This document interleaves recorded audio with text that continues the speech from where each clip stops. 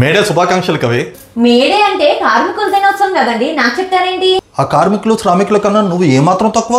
మా కోసం అని మా అందరికంటే పొద్దున్నే లేచి ఇల్లంతా శుభ్రం చేసుకుని మాకు వంటంతా రెడీ చేసి మేము వెళ్ళిన తర్వాత గిన్నెలు కడుక్కుని బట్టలు ఉతుక్కుని మడత పెట్టుకుని ఇవన్నీ చేసిన తర్వాత మళ్ళీ మేము సాయంత్రం వచ్చేసరికి మాకు వేడివేడిగా ఏం కావాలి అని ఏర్పాట్లన్నీ చేసుకుని పోనీ రాత్రి మేము తిన్న తర్వాత మేము ఎప్పుడో పడుకున్నాక ఇల్లంతా చదువుకొని మళ్ళీ పొద్దునకి కావాల్సినవి అన్నీ రెడీ చేసుకుని అప్పుడు వచ్చి పడుకుంటాం. పోనీ మధ్యలో ఏమన్నా మధ్యాహ్నం తింటావా అంటే ఒక్కదాన్ని నేనేం తింటాను, నేను ఒకసారి తింటా ఒకసారి తిన్నాం. ఒక ఇల్లాలి కంటే శ్రమజీవి ఎవరుంటారు చెప్పు? అలాగైతే మీకు కూడా మేడే శుభాకాంక్షలు. నాకెందుకు కవి, నేను వెళ్ళి ఆఫీసులో కూర్చొని పని చేస్తాను, ఎండలో కష్టపడతానా ఏంటి? ఆఫీస్ లో చేసినంత మాత్రాన మీరు కూడా శ్రమ పడట్లేదా అండి? అక్కడతోనే అయిపోతుందా? ఇంటికి వచ్చిన తర్వాత కూడా మళ్ళీ రాత్రి వరకు ల్యాప్టాప్ ముందు వేసుకుని వర్క్ చేస్తూనే ఉంటారు. ఇంత కష్టపడేది మాకు కంఫర్ట్స్ ఇవ్వడానికి, పిల్లలకు కూడా మంచి భవిష్యత్తు ఇవ్వడానికే కదా. ఇంత చేసి నేనే కష్టపడుతున్నా అని అంటారేంటి? అలాగే మనకు అన్ని సౌకర్యాలు తీర్చిదిద్దుతున్న శ్రామికులకు కార్మిక దినోత్సవ శుభాకాంక్షలు.